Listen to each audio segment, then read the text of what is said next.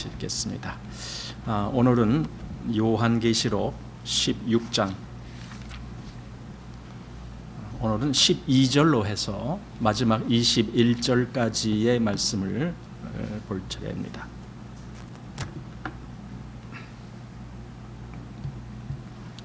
요한계시록 16장 12절부터 해서 21절까지의 말씀입니다. 우리 이 본문을 같이 읽겠습니다. 또 여섯째가 그 대접을 큰 강 유브라데에 쏟음에 강물이 말라서 동방에서 오는 왕들의 길이 예비되더라.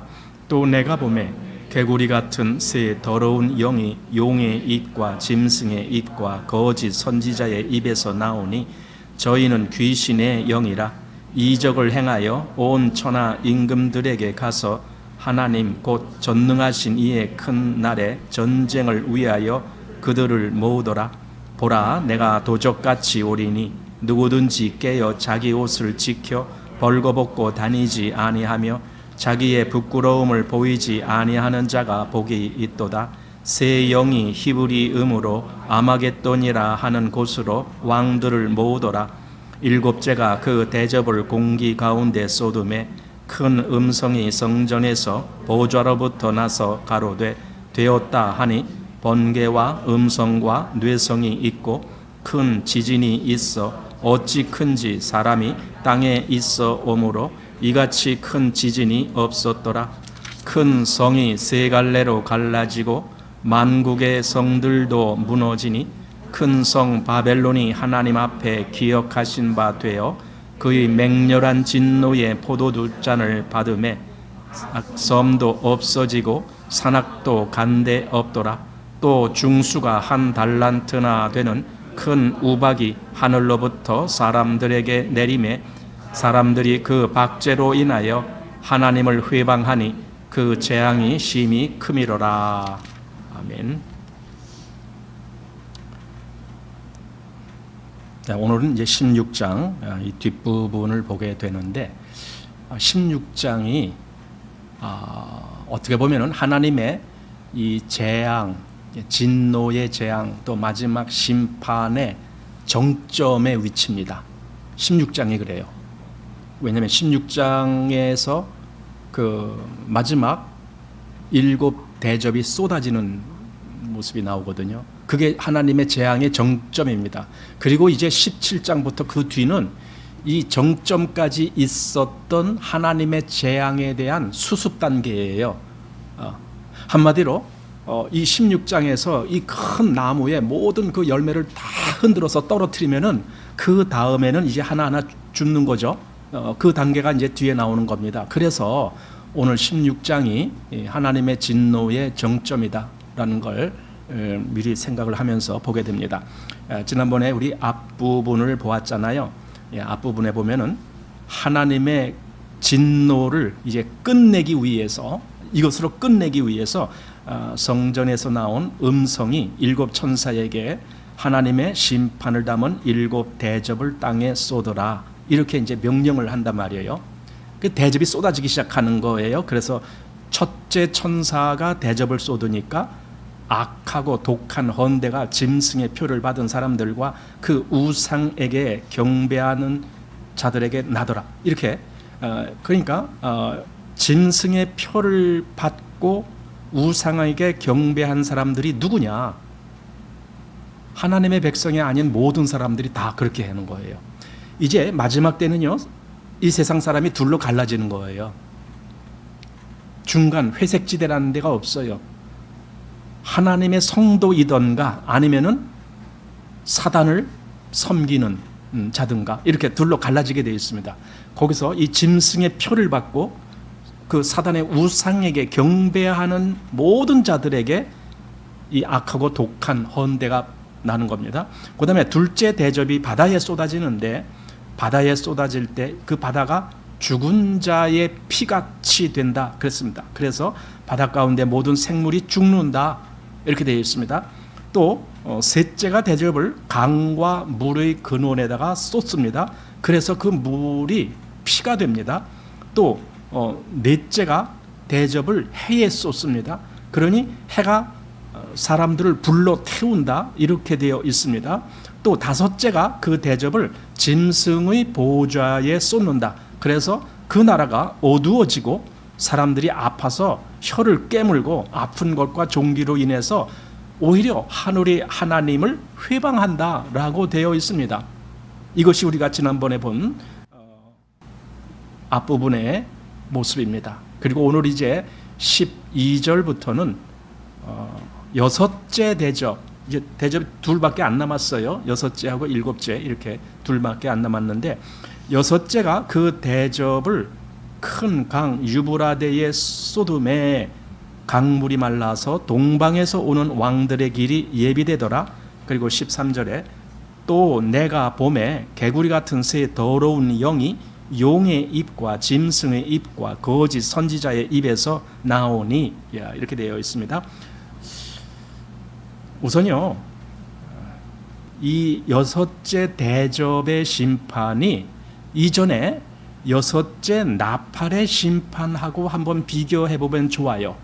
여섯째 나팔의 심판이 어떻게 됐냐면 9장 13절에 나오는데, 여섯째 천사가 나팔을 불매 내가 들으니 하나님 앞 금단 네 뿔에서 한 음성이 나서 나팔 가진 여섯째 천사에게 말하기를 큰 강 유브라데에 결박한 네 천사를 놓아주라 하매, 네 천사가 놓였으니 그들은 그 년, 월, 일, 시에 이르러 사람 3분의 1을 죽이기로 예비한 자들이더라.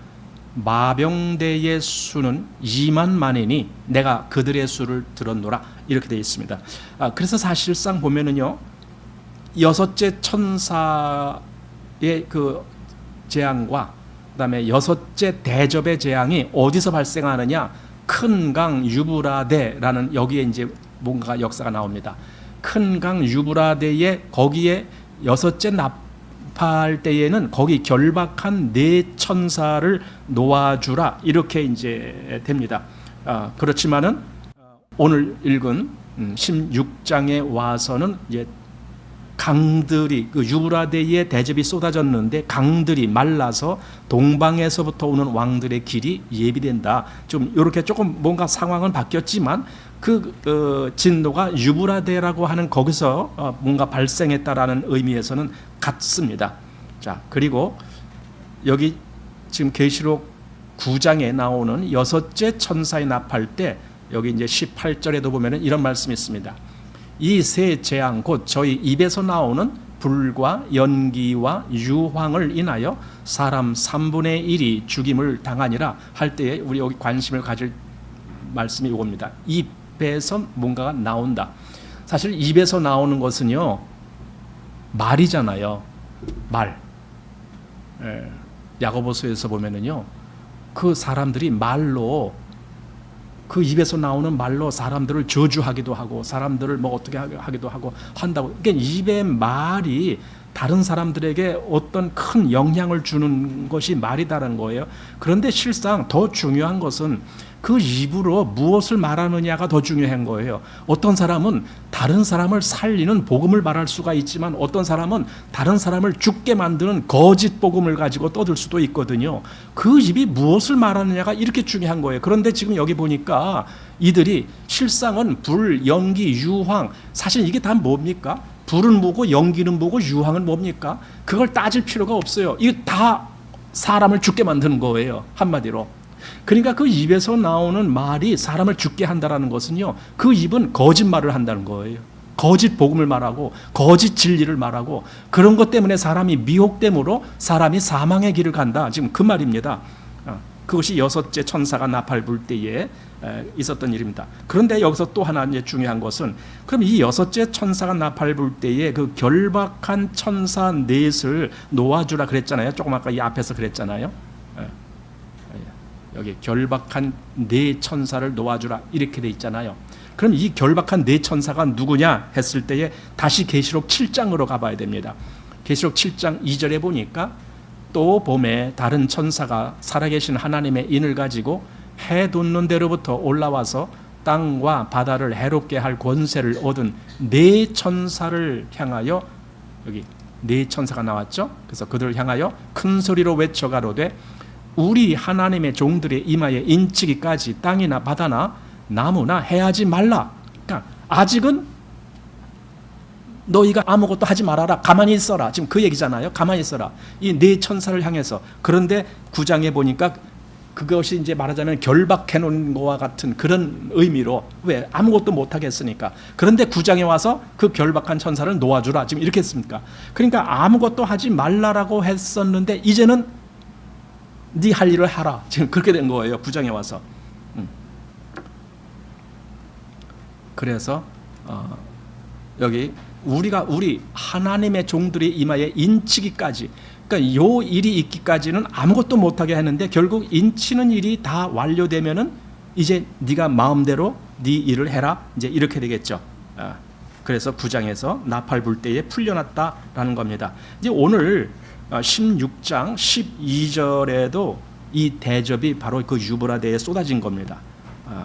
또 이제 비교되는 것은 9장 18절에 아까 요 앞에서 볼 때에 뭐가 있냐면 저희 입에서 나오는 불과 연기와 유황으로 사람 3분의 1을 죽게 했다라는 말이에요.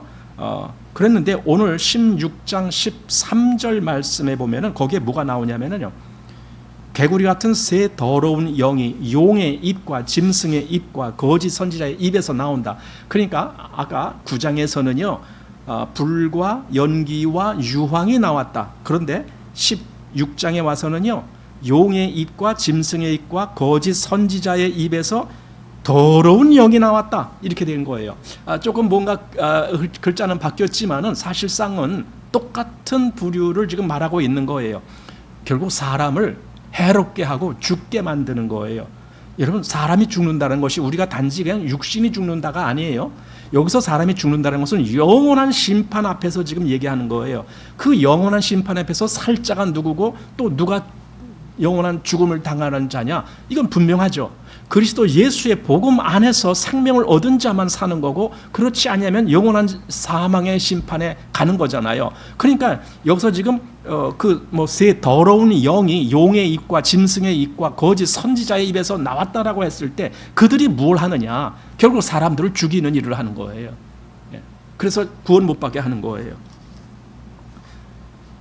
이제 이 유브라데라고 하는 강, 우리는 이제 세계 지도에서 보면 유브라데스 강이 있죠. 티그리스 강, 유브라데스 강, 거기 4대 문명의 발생지 중에 한 곳이잖아요. 그 유브라데가 어떤 곳이냐? 우리는 이스라엘에서 굉장히 멀리 떨어졌기 때문에 이스라엘과는 상관없는 지역이다 이렇게 보기 쉬운데 사실은 그게 아니에요. 이 유브라데는요, 지정학적으로 창세기 15장 18절에 아브라함에게 하나님이 약속한 땅을 그렇게 얘기를 해줘요. 이 가나안 땅에 들어가잖아요, 아브라함이.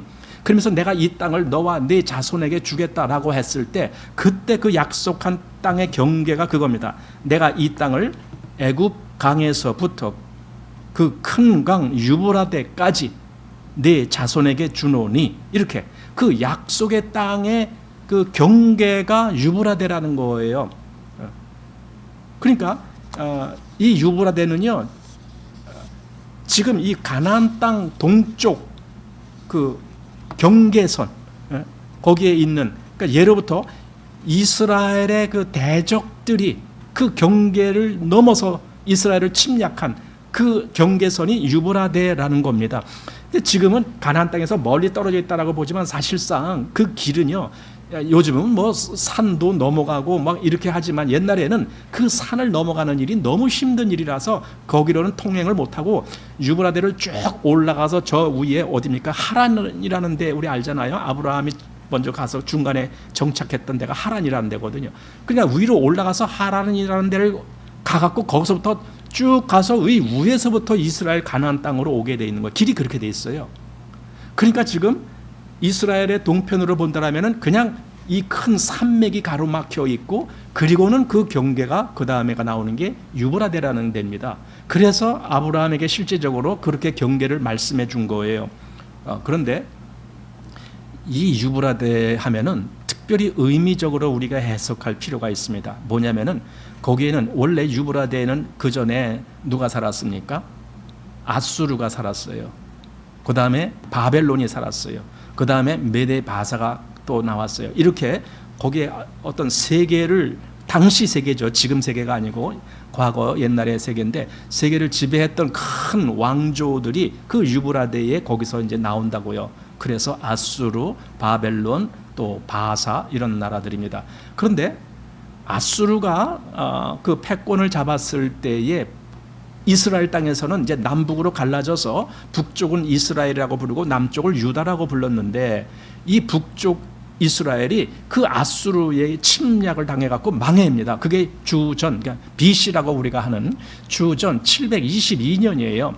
그 다음에 이제 그 아수르가 멸망하고 그 다음에 나라를 차지한 나라가 바벨론이라고 하는 나라인데, 그 바벨론 왕 때에 또다시 이쪽 가나안 땅을 침략했는데, 이때는 유다밖에 안 남았잖아요. 근데 그 유다까지도 함락시켰습니다. 그래서 멸망시킵니다. 그것이 주전 586년입니다. 그러니까 이 유브라데 하면은 이스라엘의 대적이 온 지역이다. 이게 금방 연상이 되는 거고, 그들과 늘 이렇게 대적의 관계가 있는 지역이다. 이것이 이스라엘에게는 아주 그냥 금방 이렇게 나는 것입니다. 그래서 유브라데 하니까 천사가 유브라데에다 그 대접을 쏟았다. 이렇게 하니까 그 유브라데가 말라서 그 동방에서부터 오는 왕들이 길이 예비되더라.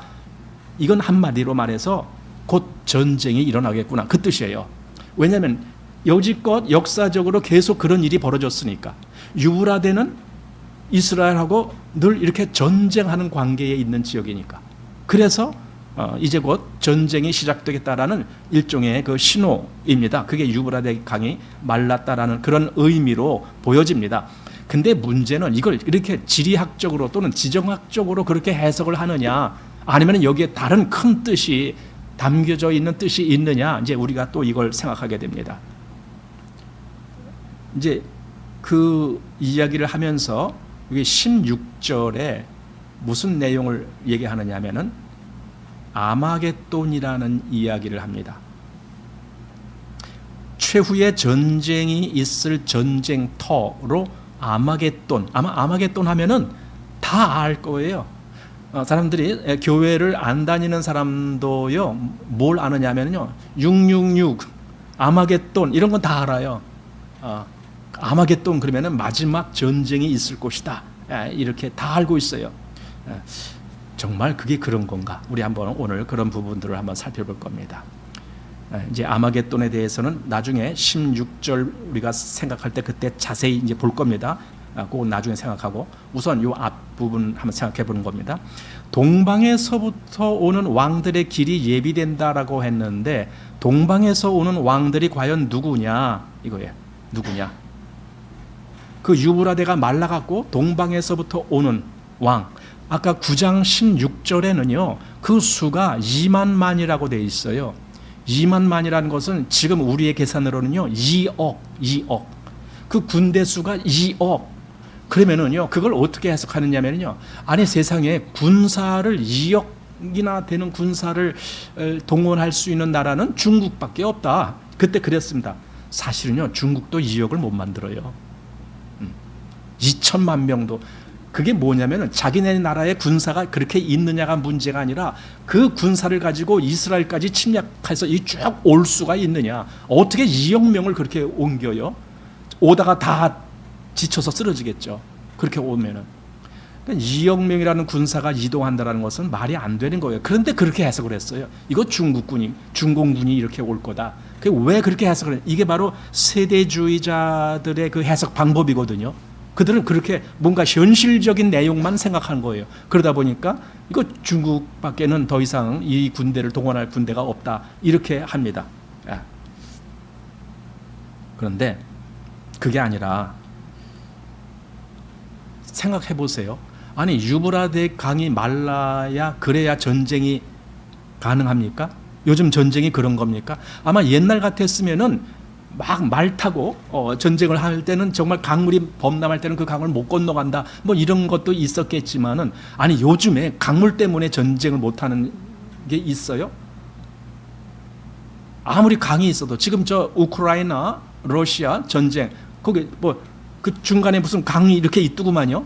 강이 있어도요 그냥 전쟁 다 해요. 심지어는 거기 그 뭡니까 그 진흙바다 그 뭐라고 불러요? 그 부르는 용어가 있던데 진흙 봄에 그 얼었던 길이 녹아서 푹푹 빠지고 가을에 또 얼기 직전에 푹푹 빠지고 탱크도 빠져서 못 움직이고 하는 그 진흙밭인데 그런 거 있어도 전쟁은 하더라고요. 그러니까 유브라데 강이 마르지 않아서 전쟁을 못한다 그런 건 없어요. 그러니까 이 말은 여기에 뭔가 상징적인 의미가 있다는 걸 우리가 알아야 돼요. 그냥 단순히 강이 마르니까 전쟁이 시작될 거다 그게 아니에요. 네. 자, 우선 그 동방 왕들이 과거에는 그들이 아수르나 바벨론이나 또는 바사나 그런 나라들 즉 한마디로 이스라엘의 대적들이었다고요. 그건 다시 말하면은요 하나님의 대적이에요. 이스라엘은 계속 하나님의 백성을 의미하는 거기 때문에 그럼 동방에서 오는 왕들이라는 것은 곧 하나님의 대적들이 일어난다 지금 그 뜻이에요.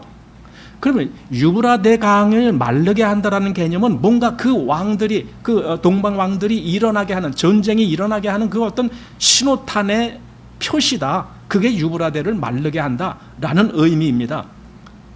즉 이스라엘을 대적하는 세상의 모든 세력들이 일어난다 지금 그 뜻이에요. 이건 하나님이 마지막 계획하신 그 어떤 역사의 시작을 알리는 거예요. 하나님이 계획하신 마지막 때에 이제 대접을 유브라데에 쏟으니까 이렇게 뭐 강이 말라서 동방에서 온다 이게 문제가 아니고 하나님의 대적들이 하나님을 대적하면서 일어나는구나. 그런데 거기에 하나님의 백성들을 향해서도 또 공격하는 거구나. 이제 이런 모습이 전개되는 거예요. 그래서 이 전쟁은 단순히 물리적인 어떤 세상에서의 전쟁이 아니에요. 그냥 2만만 즉 2억이나 되는 그런 군사들이 그냥 몰려가면서 전쟁하고 그런 전쟁이 아니에요. 이것은 2만만이라고 하는 그 의미는요 사실은요 하나님의 모든 대적들을 상징하는 숫자예요. 하나님을 대적하는 모든 대적들 그들이 일제히 하나님을 대적하여 일어난다라고 하는 그런 의미입니다. 그런데 그때 그렇게 말하고 13절에 가보면은 새 더러운 영이 용의 입과 짐승의 입과 거짓 선지자의 입에서 나오니 이렇게 돼 있단 말이에요. 전쟁을 동방 왕들이 와서 전쟁을 한다라고 그렇게 했는데 갑자기 왜 영의 얘기가 나오냐고요. 왜 새 더러운 영이 용의 입, 짐승의 입, 거짓 선지자의 입에서 나온다 이 얘기를 왜 하냐고요. 그러니까 실제적으로 전쟁을 하면은 그때 저들에게 무기가 부족하고 뭐가 비행기는 어떻고 이런 거 얘기가 나와야 실제로 전쟁이 되는 건데 지금 영의 문제를 지금 얘기하고 있단 말이에요. 그러니까 이 전쟁은요 영적인 전쟁을 얘기했던 거예요. 그냥 무력 충돌 이런 것이 아니에요. 영적인 전쟁을 얘기하는 거예요. 9장 아까 18절 앞에서도 우리가 봤잖아요. 그때도 저희 입에서 불과 연기와 유황이 나온다. 입에서 나온다. 그걸 정말 하나님을 회방하고 또 하나님의 복음을 가리고 진리를 왜곡하는 거짓 복음을 전하는 그런 말로 사람들의 영혼을 죽이는 그런 역사가 있을 것인데 그것이 지금 여기 16장에 와서 더 크게 벌어지는 거예요. 마지막 그 사단의 최후 발악이다라고 할 수 있는 그런 역사가 벌어질 거가 지금 여기서 나오는 거예요. 그래서 9장 18절에 그 가시적으로 불과 연기와 유황 이렇게 했던 것이 이제 16장 13절에 와서는 이게 새 더러운 영의 문제로 그렇게 이제 바꿔줘서 말하는 겁니다. 결국은요 말이 문제입니다. 말. 지금도 우리 뉴스를 보잖아요. 뉴스의 90%는 말이에요. 말. 누가 무슨 말을 했느냐. 어떤 대통령이 무슨 말을 했느냐. 국회의원이 무슨 말을 했느냐. 또는 여당 대표를 뽑는데 그 대표 후보들이 무슨 말을 했느냐. 전부 말 갖고 싸우고 말 갖고 씨름하고 그러고 있더라고요. 이 더러운 새 영이 하는 일은 결국은 생명을 못 얻게 하는 거예요. 사람들로 하여금 사망에 빠지게 하는 거예요. 그것이 새 더러운 영입니다.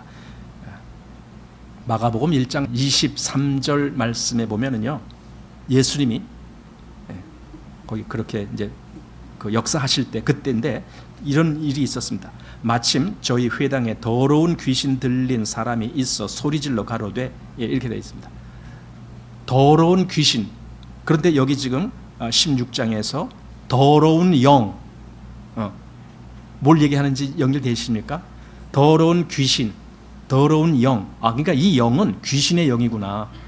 그래서 용과 또 짐승과 거짓 선지자의 입에서 나오는구나. 그러니까 그 더러운 영도 그들의 그 말을 통해서 역사하는 거예요. 지금 성령님도 저는 진리의 영이라, 그래서 진리의 말씀으로 역사를 하시는 분이 성령님이시듯이 이 더러운 영도 말로써 사람들을 죽게 만드는 그런 영이다라는 걸 보게 됩니다. 귀신의 영입니다. 그래서 이 마지막 전쟁은 사실상 영적 전쟁을 의미하는 겁니다. 자, 그래서 14절에 이렇게 말씀합니다. 저희는 귀신의 영이라, 이제 나오잖아요. 귀신의 영. 그 세 더러운 영이 누구냐 했을 때 귀신의 영이라. 근데 그 귀신의 영이 어떻게 합니까? 이적을 행하여 온 천하 임금들에게 가서 하나님 곧 전능하신 이의 큰 날에 전쟁을 위하여 그들을 모으더라. 그 귀신의 영이 하는 일이 그겁니다. 온 세상을 다 뒤엎는 거예요. 왜? 거짓말로. 그러니까 온 천하 임금들, 이게 뭡니까? 세상 권세들이잖아요. 이 세상 전체입니다. 사실은 우리는 세상을 어떻게 볼지 모르지만요, 우리가 보는 관점은 둘밖에 없어요. 하나님 편에 선 사람, 아니면은 그냥 세상에 있는 사람. 근데 그 세상에 있는 사람은 사단 편에 있는 사람이에요. 지금 세상은 그렇게 둘밖에 없어요. 그러니까 세상에 있는 그들을 다 뭔가 이렇게 동원을 해서 결국은 하나님을 대적하게 만드는 그런 전쟁을 하겠다는 거예요. 그게 지금 귀신의 영이 하는 일입니다. 왜 그럽니까? 귀신은 자기의 때가 얼마 남지 않았다는 걸 알고 있어요. 지금 이 마지막 때에 귀신이 자기 때가 얼마 안 남았으니까 최후에 한번 하나님을 향해서 바라기라도 해보자. 지금 그런 의미로 이렇게 하나님을 대적해서 일어나는 겁니다. 그게 마지막 영적 전쟁이다라고 그렇게 보게 됩니다. 그리고 그들은 하나님을 대적하면서 동시에 하나님의 성도들을 대적합니다. 사실 하나님의 성도들이 참 이스라엘이에요. 지금. 그러니까 과거에 그렇게 동방에서 큰 나라들이 이스라엘을 공격했던 것처럼 지금 사단이 하나님의 참 이스라엘인 교회 또 성도들을 공격하는 거예요. 이게 마지막 영적 전쟁이에요. 근데 이 귀신의 영이 사람들을 미혹할 때 무엇으로 미혹했느냐? 여기 보니까 이적을 행하여, 이렇게 되어 있습니다. 이적을 행하여. 이적, 기적. 귀신의 영이 기적을 행해서 사람들을 미혹하는 거예요. 그래서 데살로니가 후서 2장 9절 말씀을 보면은 악한 자의 임함은 사단의 역사, 이게 사단의 역사라고 그랬잖아요. 아까 그 귀신의 영이 모든 이적으로 미혹한다고 했으니까, 그래서 악한 자의 임함은 사단의 역사를 따라 모든 능력과 표적과 거짓 기적과 그다음 불의의 모든 속임으로 멸망하는 자들에게 임하리니 이는 저희가 진리의 사랑을 받지 아니하여 구원함을 얻지 못함이니라. 그러니까 이 사단의 기적으로 인해서 미혹받는 사람들이 누구냐? 성도들이 아니에요. 성도들은 그거에 미혹 안 받아요. 오히려 하나님의 구원을 얻지 못하는 그들이 귀신에게 또 귀신의 영에게 미혹을 받아서 결국은 사망의 길로 간다라는 겁니다. 계시록 13장 12절 말씀에 보면은 이제 거짓 선지자가 하는 일에 대해서 말했는데, 저가 먼저 나온 짐승의 모든 권세를 그 앞에서 행하고 땅과 땅에 거하는 자들로 처음 짐승에게 경배하게 하니 곧 죽게 되었던 상처가 나은 자니라 하면서 큰 이적을 행하되, 이렇게 되어 있습니다. 심지어 사람들 앞에서 불이 하늘로부터 땅에 내려오게 하고, 이런 엄청난 기적 같은 걸 자꾸만 보여줍니다. 그러면서 사실 기적을 보여주면은요, 하나님의 진리로 말미암아 하나님의 성도가 되지 아니한 사람들은 거기에 다 미혹되게 돼 있어요. 그게 지금 현실 아닙니까? 지금 우리 세계를 보십시오. 세상을 보십시오. 거짓을 말하는 사람인데도 불구하고 그가 어느 날 이적을 행했다, 기적을 행했다. 그러면 사람들이 와 몰려갑니다. 거기에 전부 주목합니다. 누가 옳게 어떤 진리의 말씀을 전하느냐, 거기에는 관심을 안 둡니다. 저가 어떤 기적을 행하느냐, 여기에만 관심을 둡니다. 그러니까 사실은 목사들 중에서도 거짓 목사가 너무 많다라는 거예요. 진리의 말씀으로 사람들을 구원받게 하고 살게 해줘야 되는데 그게 아니라 기적으로 사람들을 끌어모으고 있지 않느냐 이거예요. 그러니까 이것이 지금 사단이 하는 일과 똑같은 거죠. 이 거짓 미혹이요, 마지막 때가 될수록 아주 더 극성을 부리게 되어 있습니다. 디모데전서 4장에서도 이런 말씀이 있습니다. 1절에 그러나 성령이 밝히 말씀하시기를 후일에 어떤 사람이 믿음에서 떠나 미혹해 하는 영과 귀신의 가르침을 쫓으리라. 여기 잘 보세요. 지금 이 디모데 전서는요, 이거 목회 서신 아닙니까? 그러니까 요한계시록보다 훨씬 앞에 기록된 말씀이에요. 그런데 거기서 이렇게 말씀했습니다. 성령이 밝히 말씀하시기를 그랬습니다. 성령께서 이 깨달음을 주신다. 그런데 언제? 후일에. 그러니까 이 후일이 결국은 이 디모데 전서에서 말씀한 이 후일이라는 것이 이제 보니까 그게 요한계시록을 얘기하는 거구나. 이렇게 이제 연결이 됩니다. 후일에 어떤 사람들이 믿음에서 떠나 미혹해 하는 영과 귀신의 가르침을 쫓으리라. 물론 이것은요, 그 후일에만 되어진 것이 아니라 교회 시대에 계속 그런 일이 있었지만은 후일이 될수록, 마지막 때가 될수록 점점 더 그 일이 아주 극성스러워지는 거죠. 그래서 마지막 때는 이 사단이 모든 걸 다 동원해서 사람들을 미혹해 하는 그 일을 한다라는 겁니다.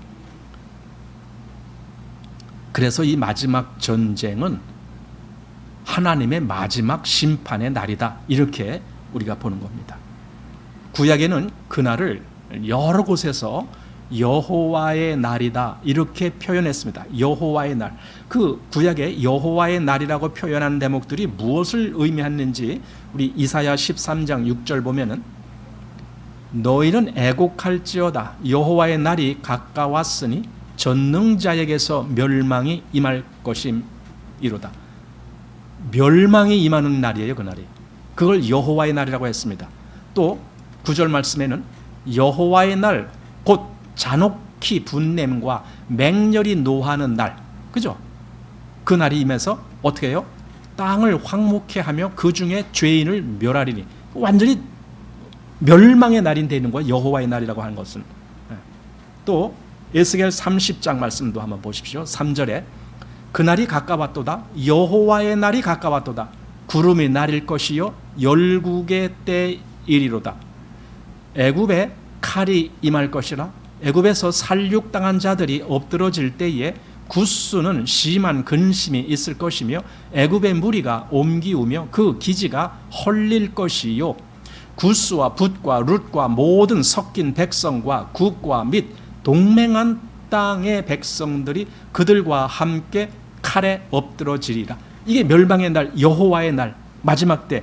여기서 뭐 구스, 붓, 룻, 또 모든 섞인 백성, 그다음 굽, 또 그들과 동맹한 땅의 백성들, 이게 뭐예요? 그냥 이 세상의 사람들을, 그 당시에는 이 에스겔이 성경을 기록할 때는 이런 나라들이 대표적인 나라였기 때문에 그런 몇몇 나라들만 기록되어 있지만 지금의 해석으로 본다면 이 세상 모든 나라들, 그 뜻이에요. 그들이 하나님 앞에서 멸망할 날이 온다라는 겁니다. 그래서 이 전쟁이 이제 언제 끝나느냐 했을 때 우리는 그 끝나는 때가 천년 왕국이 마치는 그 모습을 보게 돼요. 여기 계시록 20장 7절에 천년이 참에 사단이 그 옥에서 놓여 나와서 땅의 사방 백성 곧 곡과 마곡을 미혹하고 모아 싸움을 붙이리니 그 수가 바다 모래 같으리라. 저희가 지면에 널리 퍼져 성도들의 진과 사랑하시는 성을 두루매. 그러니까 그들이 누구를 대적했느냐? 성도들의 진과 사랑하시는 성. 이건 한마디로 교회요, 하나님의 백성들을 의미하는 것인데 지금 이 세상에서의 이 여기 앞에서 뭐라 했습니까? 땅의 사방 백성. 그 사방 백성을 다른 말로 곡과 마곡 뭐 이렇게 한 거예요. 근데 곡과 마곡은 어디 저기 러시아에 있는 한 지역 그게 아니에요.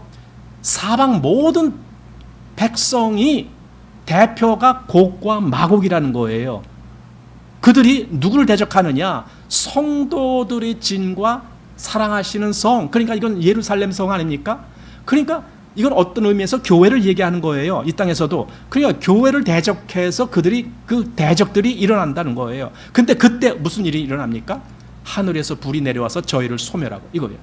이게 마지막 진노입니다. 그런데 이게 언제 일어나는 겁니까? 천년이 참에 이겁니다. 아니 조금 아까까지는 천년하고는 상관이 없었는데요. 이러지 아니에요. 제가 언젠가 말씀드린 적이 있습니다. 이 천년 왕국이라는 것이 교회 시대가 시작하면서 시작됐다 이렇게 보는 거예요. 그러니까 이 천년은 숫자적인 천이 아니라 어느 그 큰 어떤 일정한 기간을 의미하는 상징적인 의미로 천이라는 게, 천이라는 것은 그 당시에는 많은 수, 어쩌면 그 어떤 한계에서 제일 큰 수, 그것이 천이라고 불렀던 수예요. 그래서 천년이라는 그런 수는 교회가 시작되면서부터, 그래서 교회가 시작되면서 그걸 마지막 때라고 말했던 거예요. 말세, 예수님이 죽으시고 부활하심으로 교회가 시작되면서 이제 말세가 시작됐는데 그 기간이 천년이라는 기간이에요. 그러니까 천년이지만 사실상 어떤 굉장히 큰 일정한 어떤 그 기간이 차는 것을 의미하는 겁니다. 근데 그 마지막 때에 이렇게 지상의 모든 열국이 하나님의 성도들을 대적하면서 하는 전쟁, 그게 아까 말한 아마겟돈 전쟁이라는 거예요.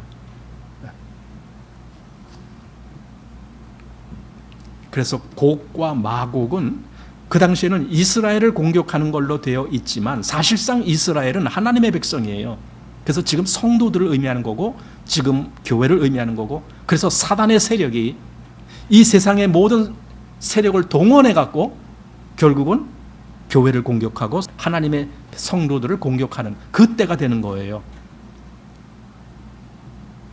이렇게 사단이 마지막 때 성도들을 공격하니까 이제 예수님이 갑자기 여기 15절에, 오늘 본문 15절에 계속 진노의 이야기를 하다가 진노의 이야기를 딱 멈추고 15절에는요 예수님이 갑자기 교회들에게 어떤 권면을 해주시는 대목이 딱 나와요. 그게 15절입니다. 보십시오. 보라, 내가 도적같이 오리니 누구든지 깨어 자기 옷을 지켜 벌거벗고 다니지 아니하며 자기의 부끄러움을 보지 아니하는 자가 복이 있도다. 이렇게 되어 있습니다. 갑자기 내가 도적같이 온다 이 얘기를 하는 거예요.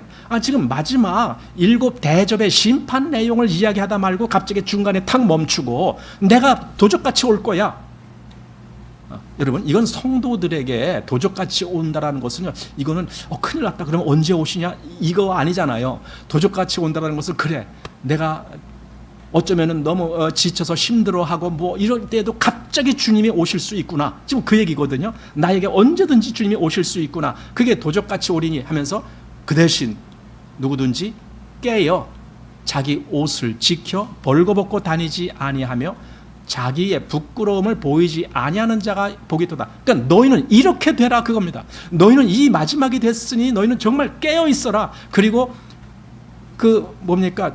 자기의 옷을 지켜라. 옷을 지켜라. 옷. 그래서 벌거벗고 다니는 그런 부끄러움에 있지 말아라. 왜? 내가 언제든지 도적같이 올 텐데 그때 너희들이 만약에 벌거벗고 있는 자같이 그렇게 된다라면 그건 얼마나 수치스러운 일이냐. 그러니 그러지 말고 한마디로 믿음 안에서 올바르게 믿음의 삶을 살아라, 지금 그 뜻이거든요. 근데 그걸 이렇게 표현했던 겁니다.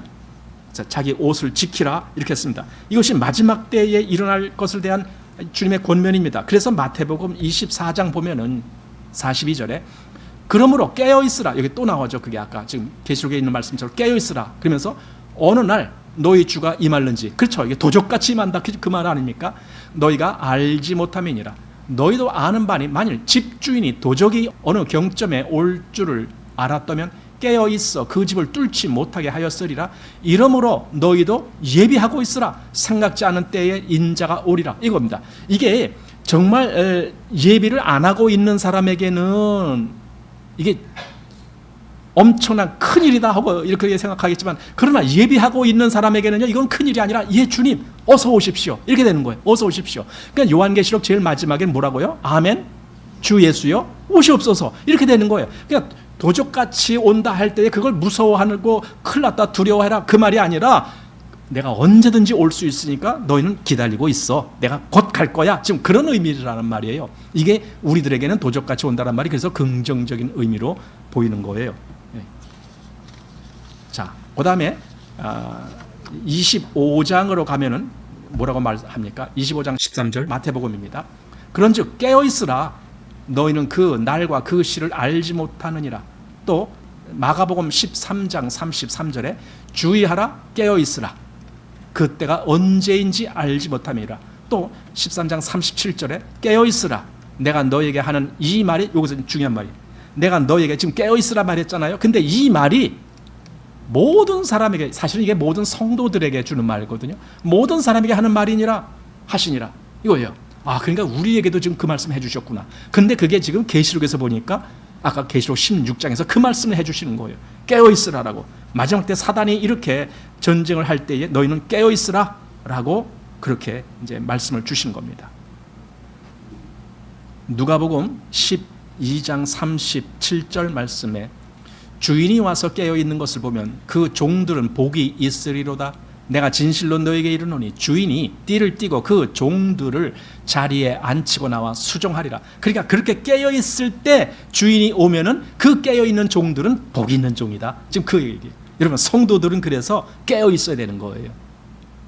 날마다 지금 이 마지막, 정말 마지막 어떤 때가 얼마나 지금 다가오고 있습니까? 이럴 때 깨어있어야 되는 거예요. 믿음에서 정신 차리고 있어야 된다, 그 말이에요. 깨어있어야 된다.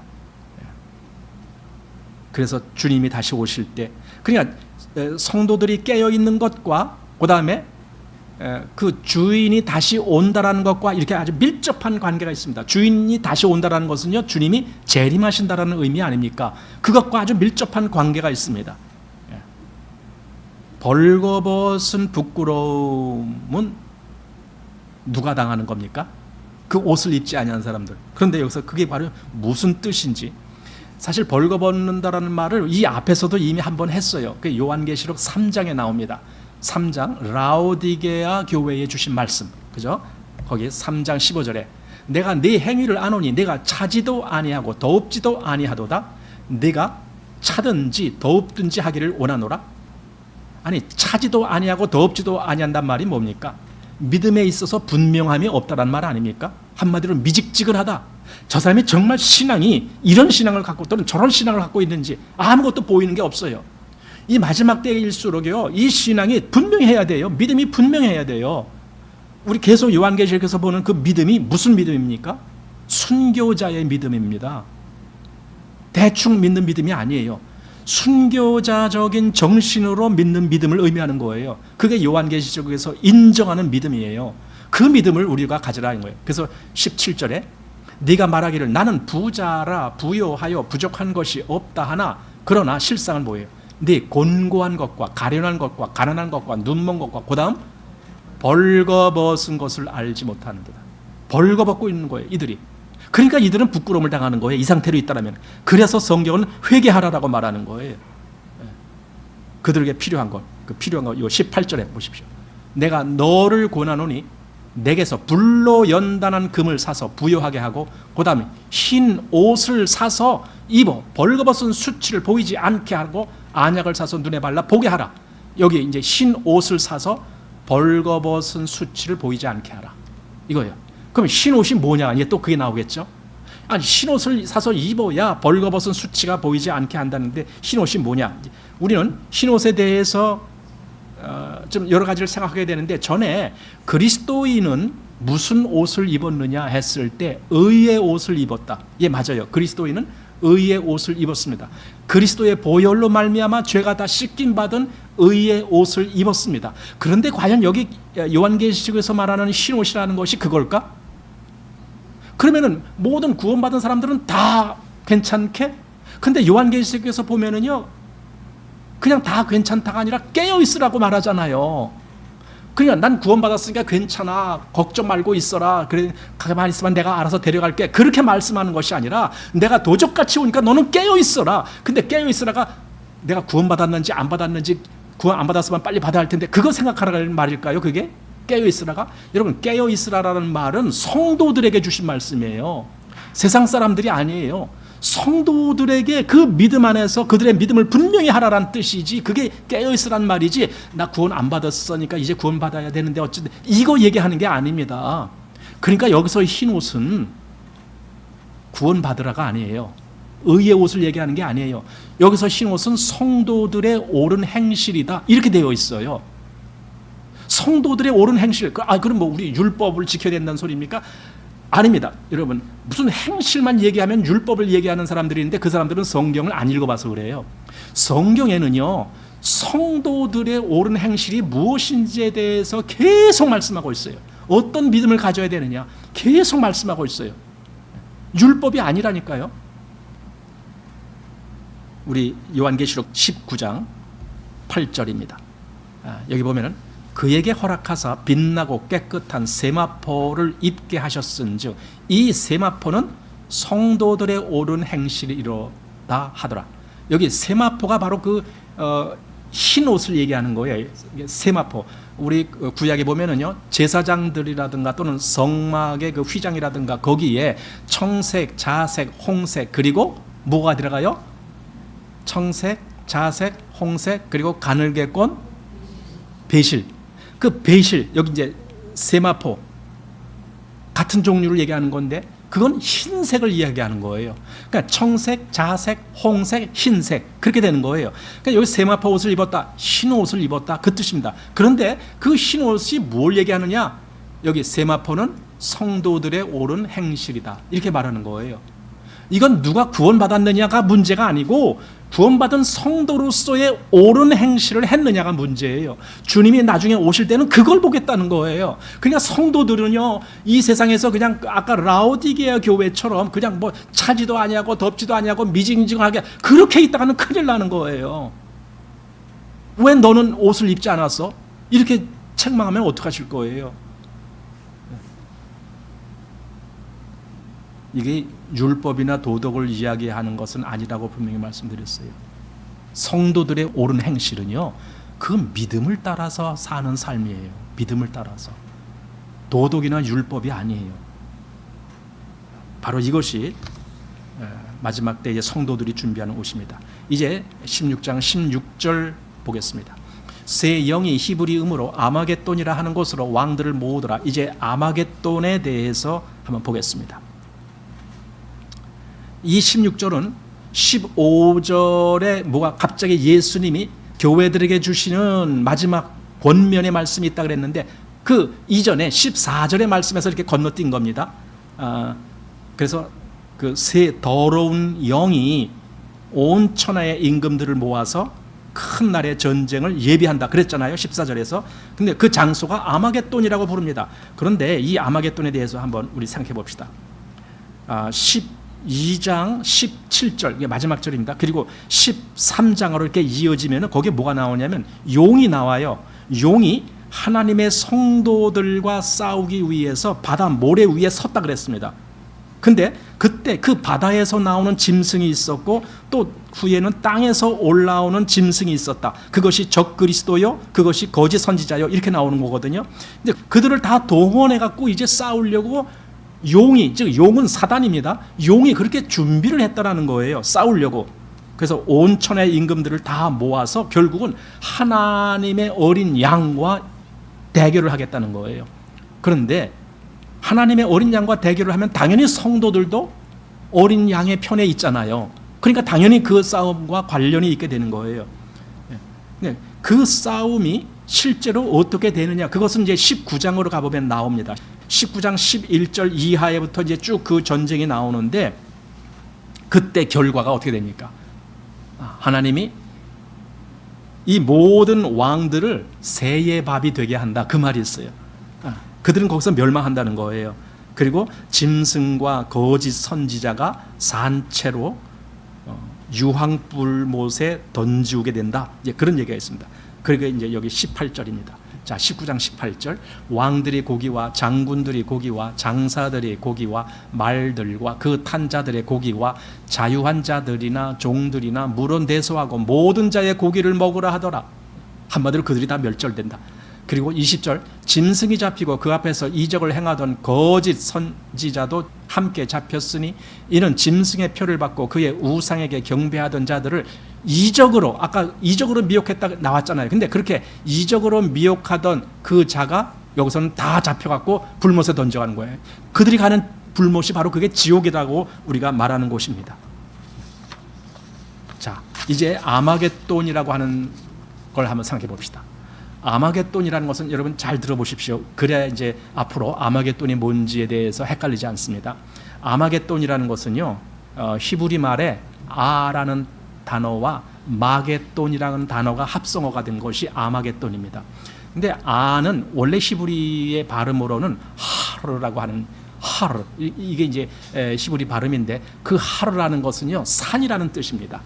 그리고 우리말에 마겟돈 이렇게 한 그 단어는요, 히브리어의 무깃도라고 하는 단어입니다. 무깃도. 여러분 그게 무슨 뜻인지 알겠죠? 그래서 아마겟돈 하면은 무깃도의 산, 그렇게 되는 거예요. 무깃도의 산. 여러분 무깃도란 말은 들어보셨죠? 구약을 읽어보면 무깃도란 말 아주 여러 번 나옵니다. 고대로부터요, 그 무깃도는요, 싸움의 장터입니다. 거기서 싹 싸우는 거예요. 무깃도라고 하는 곳에서 그 지명이. 여기 사사기 5장에 보면은 19절에 열왕이 와서 싸울 때에 가나안 열왕이 어디 모여요? 무깃도 물가, 무깃도 물가 다낙에서 싸웠으나 돈을 탈취하지 못하였더라. 무깃도에는 물가가 있어요. 또 골짜기도 있어요.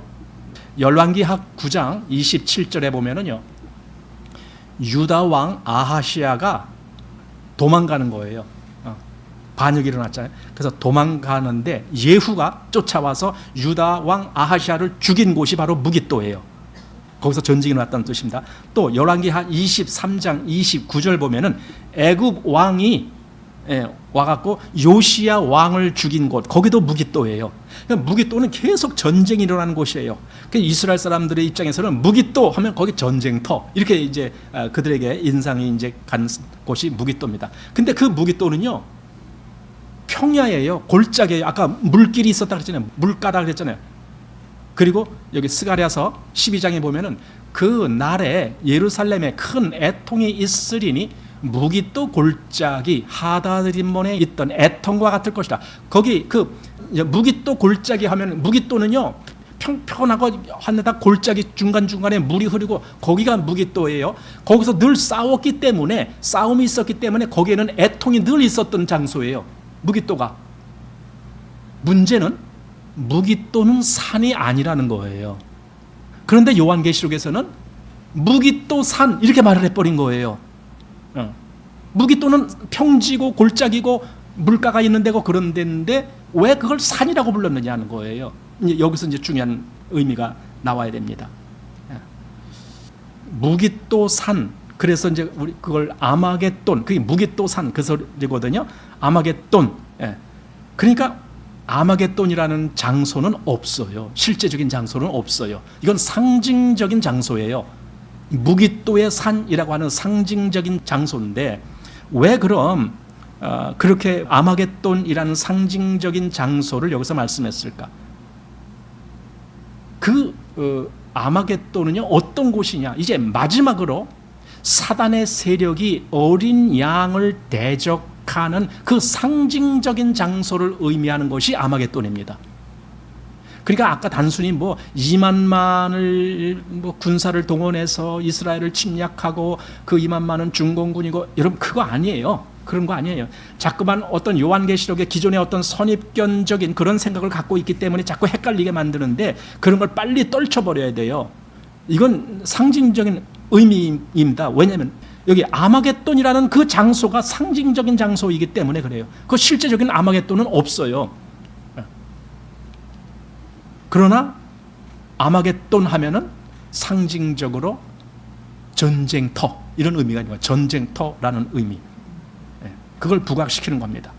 그러면 문제는 그럼 왜 산이라고 했을까? 무깃도를 왜 무깃도 산 해서 아마겟돈이라고 왜 불렀을까? 그 산이 의미하는 바가 또 있기 때문에 그래요. 에스겔 38장 8절 말씀에 보면은 여러 날 후 곧 언제요? 말년에 네가 명령을 받고 그 땅 곧 오래 황무하였던 어디에? 이스라엘 산에 이르리니, 이렇게 이스라엘 산이라고 불러요. 그 다음에 38장 21절에 나 주 여호와가 말하노라 내가 내 모든 산 중에서 그를 칠 칼을 부르리니 각 사람의 칼이 그 형제를 칠 것이며, 그러니까 이 산이라는 것은요 이스라엘을 부르는 상징도 되고 이스라엘의 어떤 그 전쟁터라는 의미도 거기서 같이 나오는 거예요. 왜냐면 그를 칠 칼을 부른다 했으니까 이건 전쟁터를 의미한다 이렇게 보는 것이 맞습니다. 또 에스겔 39장을 한번 넘어가 보면은 39장 2절 말씀을 보면은 너를 돌이켜서 이끌고 먼 북방에서부터 나와서 이스라엘 산 위에 이르러, 여기서도 산이라는 말이 나왔죠. 그리고 그 밑에 4절 보면은 너와 네 모든 때와 너와 함께한 백성이 다 이스라엘 산에 엎드러지리라. 그 이스라엘 산, 자꾸 산 잠깐만 부릅니다. 내가 너를 각종 움키는 새와 들짐승에게 붙여 먹게 하리니, 아까 요한계시록에서 본 말씀과 똑같은 말씀이 나온 거예요. 거기 그들을 새들이 와서 네 고기를 먹을 것이다, 열왕의 고기를 먹을 것이다, 그런 얘기를 했잖아요. 그러니까 이렇게 이스라엘 산이라는 것은요 어떤 최후의 전쟁과 또 하나님의 최후의 심판이 있을 장소로 그렇게 드러난 곳이 산이라는 개념이에요. 그래서 무깃도 골짜기가 아니고 무깃도 산 이렇게 말한 거예요. 그 무깃도 산이라고 말한 것이 바로 아마겟돈, 하르. 그 아가 원래 히브리어로 하르 이렇게 발음하는 거거든요. 그 하르 무깃도가 아마겟돈이에요. 거기서 전쟁이 일어난다. 이것은 영적인 전쟁을 이야기하는 것이고 사단의 모든 세력이 하나님을 대적하는 그런 전쟁을 하는 것이 바로 아마겟돈이다 이겁니다. 그런데요 그 전쟁은 이미 끝났어요. 사실은요 사단과 하나님과의 전쟁은요 십자가에서 이미 끝난 거예요. 예수님은 십자가로 모든 걸 다 승리하셨습니다. 그럼 요한계시록에서 나오는 그 전쟁은 뭔가? 십자가의 전쟁에 대한 결과일 뿐이에요. 마지막 정리하는 거예요 그거는. 그래서 제가 자꾸만 말씀드리는 것이 이 천년 왕국을 나중에 있을 천년의 기간이다만 그렇게만 보질 마시고 이 전쟁이 지금 십자가에서부터 결정된 그 전쟁이 마지막 정리가 될 때까지의 그 전체 기간, 그거를 천년 왕국이다 라고도 그렇게 보는 것이 좋겠다라는 개념입니다. 그런데 시간이 다 됐네요. 오늘 이게 21절까지를 보았으면 좋겠는데 또 너무 빨리 또 하면 또 여러분들이 잘 알아듣질 못하길 것 같아서 오늘은 그냥 16절까지 보는 걸로 하는 것이 좋겠습니다. 그래서 오늘 16절까지만 보고 잘 기억해 두셨다가 다음 주일에 이제 거기 이어서 같이 할 테니까 잊지 마시고 꼭 그렇게 기억해 주시기 바랍니다. 자, 오늘은 이렇게 마치겠습니다.